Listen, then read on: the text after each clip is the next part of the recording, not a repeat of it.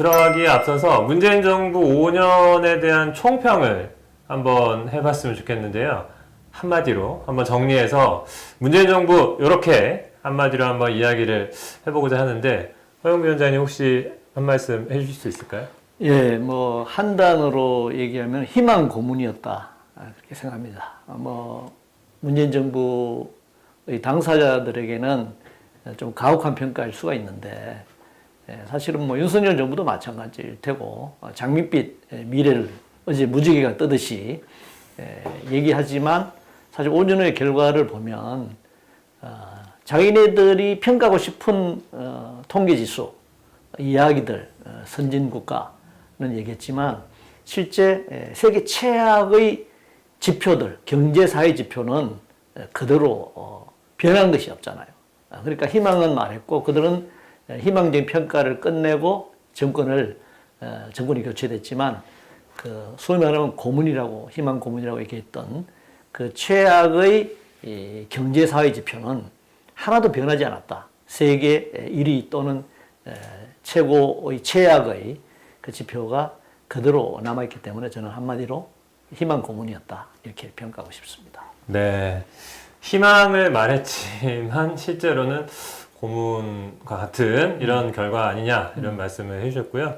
저는 이렇게 보다가 작년에 제가 이제 눈여겨봤던 드라마 중에 하나가 연애 빠진 로맨스라는 드라마가 있거든요. 네, 로맨스는 로맨스인데 연애가 없어요. 핵심이 빠져 있는 거죠. 비슷한 말로는 안고 없는 찐빵. 네, 안고는 일본 말이라고 해서 요새 팥속이라고 하던데 아무튼 팥이 없는 찐빵. 겉으로 보면 찐빵인데 속이 이제 비어 있는 거죠. 마치 공갈빵처럼. 약간 이런 느낌이 듭니다. 문재인 정부 전반적으로 보면 이렇게 사실 촛불로 시작됐으니까 말은 이게 좀 여러 가지 말들은 나왔는데 결과적으로 봤을 때 그 내용을 좀 살펴보면 뭐가 없다, 많이 비어있다. 좀 이런 생각이 좀 듭니다. 자, 문재인 정부 5년에서 일단 노동 문제에서 좀 핵심적으로 여러 가지 이슈들이 있는데요. 핵심적으로 두 가지를 꼽는다면 최저임금과 비정규직 이 두 가지를 좀 살펴볼 수 있을 텐데요.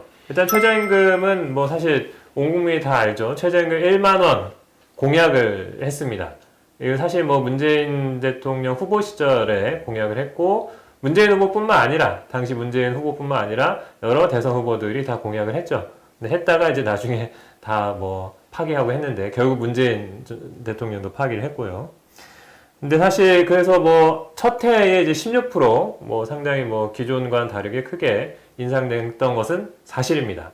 그런데 바로 그 다음에 최저임금 제도가 너덜너덜해졌는데요. 말 그대로 너덜너덜.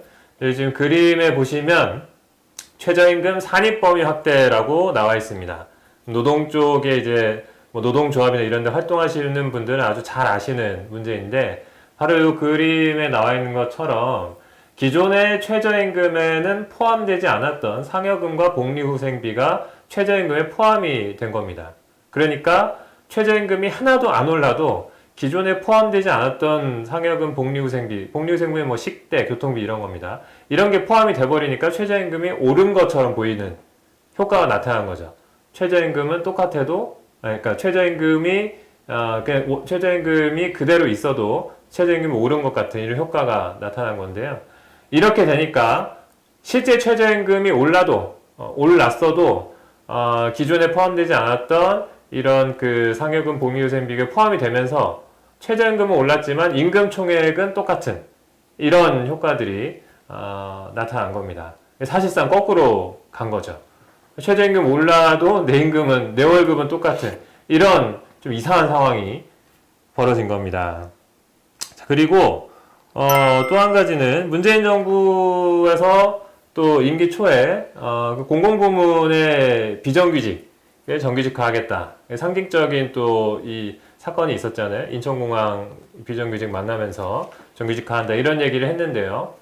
요거 이제 성적표를 좀 보면 지금 이제 그림에 나와 있는데 공공기관 비정규직의 정규직 전환 방식 결과를 보면 직접 고용이 한 57%, 나머지는 자회사 이렇게 되어 있습니다.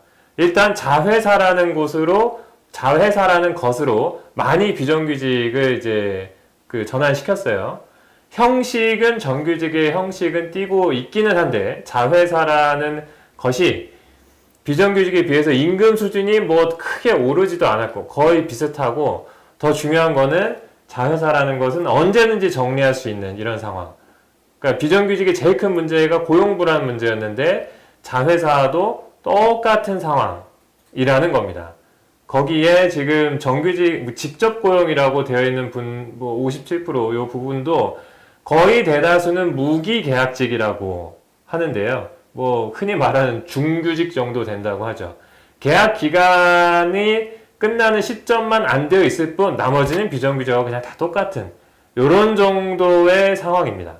그러니까 이제 뭐 공공부문 비정규직을 정규직화 하겠다라고 하면서 이렇게 막 말은 많이 했지만 결과적으로 이게 내용적으로 봤을 때는 이게 뭐가 달라졌냐. 당사자들 입장에서는, 특히 비정규직 노동자들 입장에서는 이런 문제들에 대해서 굉장히 많이 비판을 했습니다. 결국 최저임금 비정규직 둘 다 연애 빠진 로맨스, 안고 없는 찐빵, 네, 희망 고문 이런 게 돼버린 게 아니냐라는 것인데요. 자, 문재인 정부 5년간의 노동, 우리 허영구 위원장님은 좀 어떻게 보고 계신가요?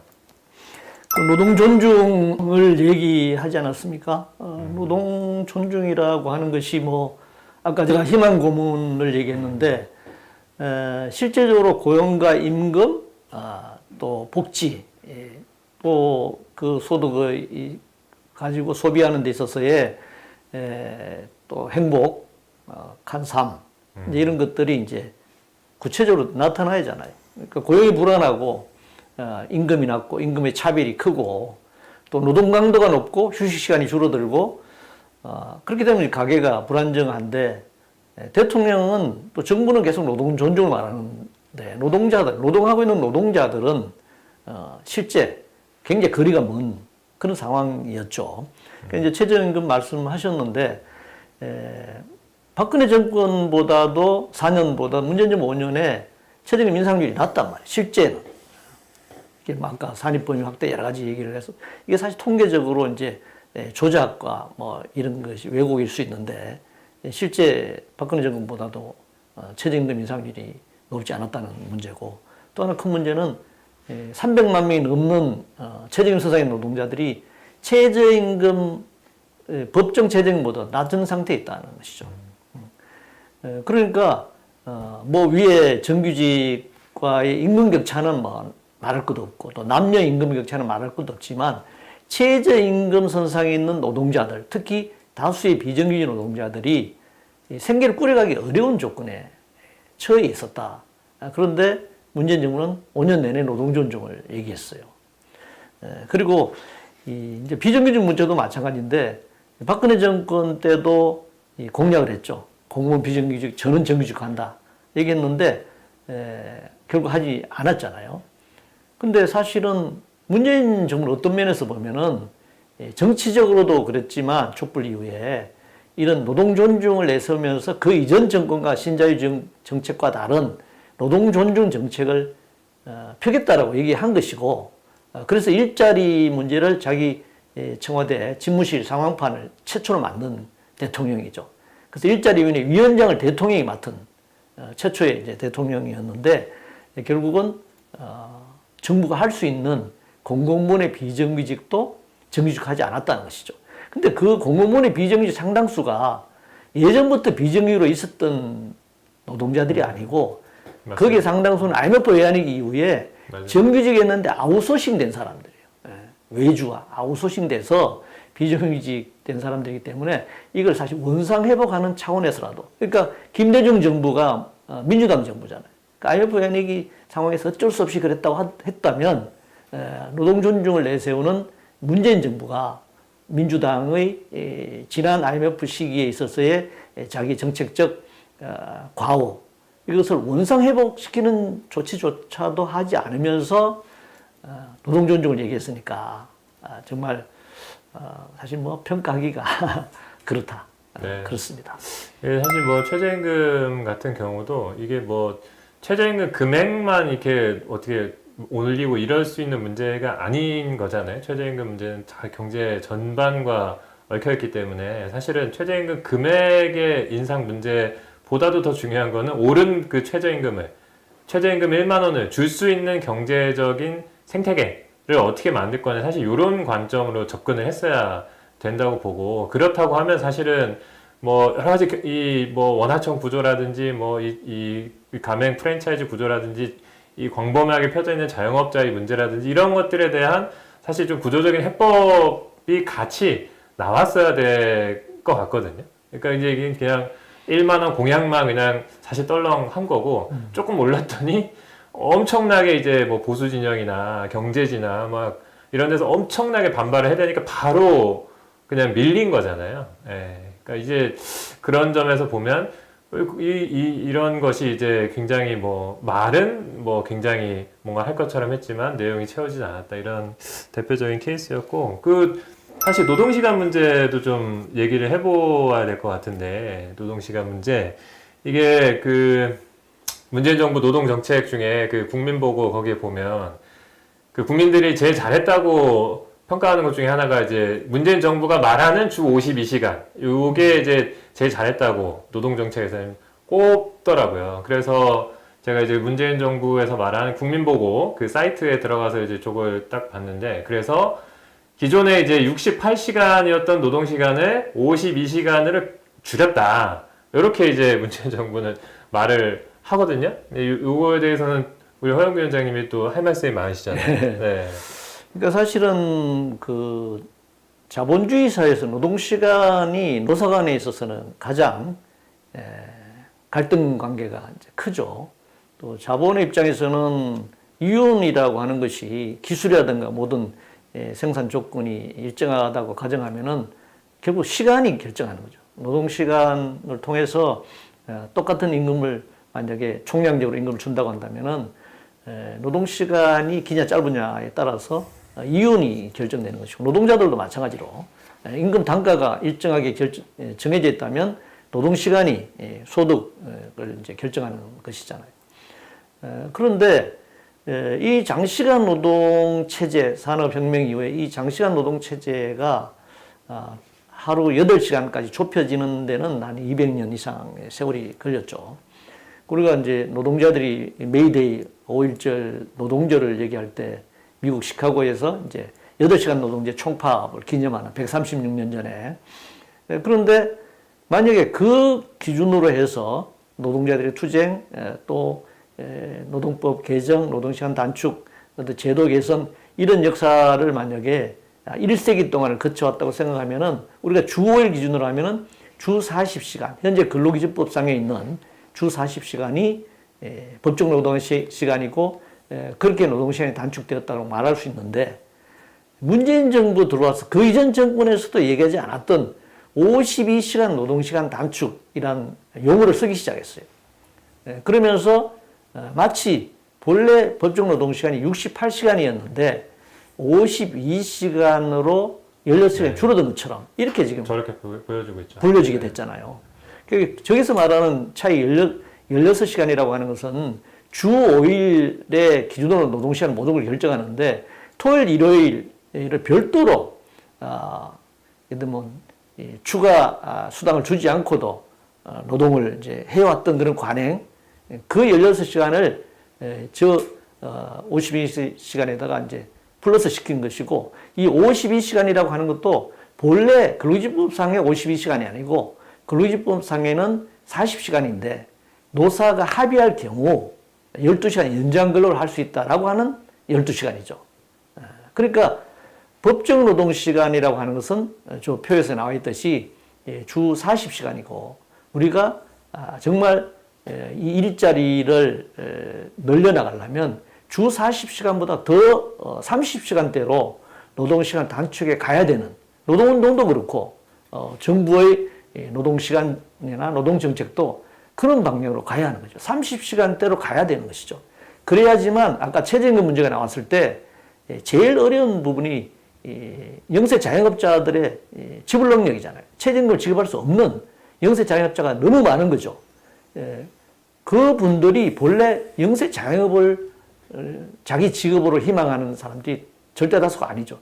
일자리가 없기 때문에 영세 자영업으로 몰려 나오게 됐단 말이에요. 직장에서 해고되거나 또 일자리를 구할 수 없었거나. 그러면 지금 장시간 노동에 시달리고 있는 대기업, 공공부문 이런 부분에서 일자리를 30시간대로 줄이면 엄청난 일자리가 만들어질 것이고 그럼 자영업자가 줄어드는 것입니다. 지금 OECD 국가 평균에 우리나라 자영업자 비중이 2배, 3배에 달하잖아요. 그러니까 이 자영업자를 줄인다고 한다면은 줄여나가면 나머지 자영업자들, 소상공인들도 되려 매출이 더 늘어날 수 있고 그러면 지불 능력도 더 높아지고 최저임금도 그 합당하게 높이고 올려줄 수 있는 것인데 그래서 이 고용과 최저임금과 노동시간이 다 맞물려 있다고 하는 것입니다.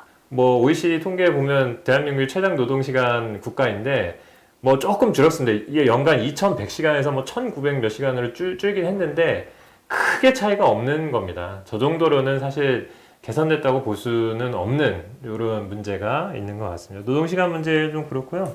그 뭐 또 하나 보자면 뭐 ILO 협약이라고 이런 것도 하긴 했거든요. 네, ILO 협약.